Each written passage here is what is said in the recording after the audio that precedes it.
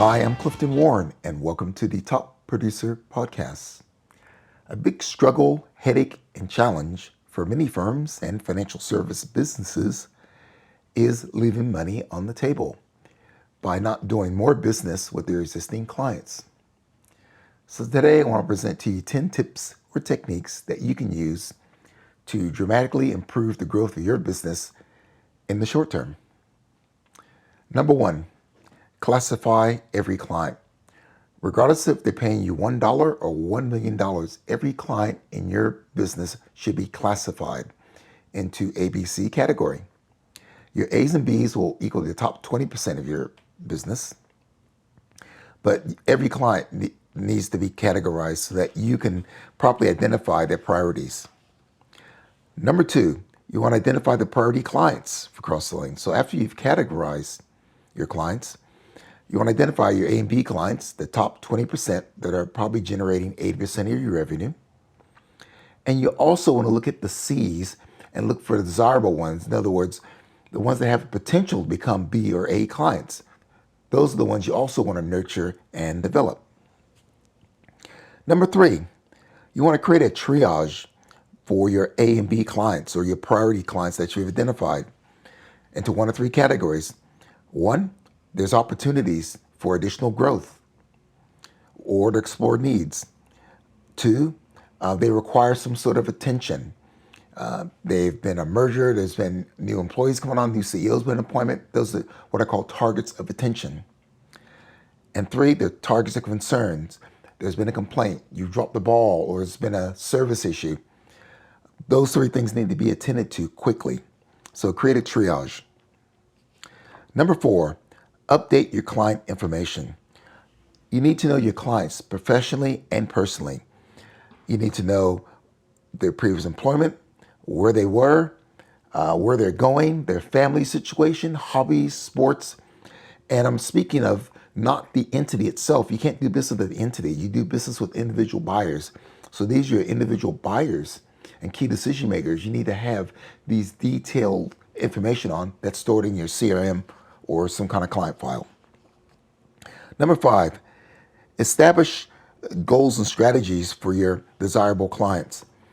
Every client, you should have some sort of goal yourself. This is internal of where you'd like to take that client over the next 3 to 4 or 5 years and have some sort of map.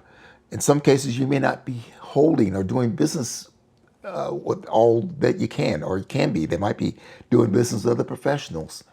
So you need to make sure that you've have some sort of goals that you set out, and that helps chart your course. Number six, remember your top clients are someone else's top prospects. So never take the relationship for granted. This is why cross-selling, doing more business with your existing clients is so important, because when you don't do that, you're effectively leaving the door open for a competitor to come in and start doing business. Number seven, build exit barriers around your clients. And this is particularly the A's and B's and your desirables. And these exit barriers are that you're delivering exceptional service. You're exceeding their expectations.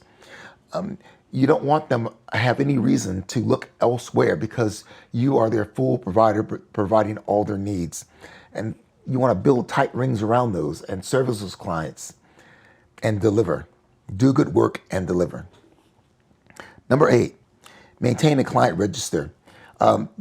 This is about making sure you maintain a client register for their assets or risk. You know, if you're a wealth manager, it's going to be risk or assets that they're holding elsewhere that you don't have. If you're an insurance professional, it will be risk that they're either handling themselves internally or they're using other providers for or have done nothing about. If you're a mortgage broker or finance or an accountant, you know, there's going to be other things that they're doing, other things they're buying from other people. Keep a register of those, because when you maintain that register, you're in a position to give proper advice. Number nine, develop a client-centered point of view. Everything about your business is about the client. This is the marketing business. The client should be at the center of everything that you do. So you want to make sure that you have a client-centered point of view on the way you handle a client, the way you deliver news, the way you present opportunities, and the way you communicate.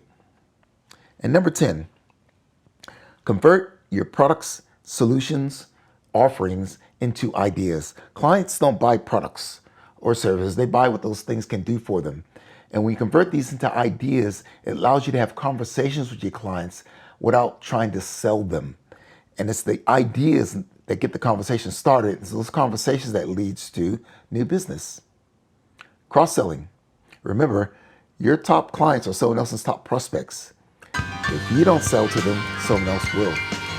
I'm Clifton Warren. Thanks for listening.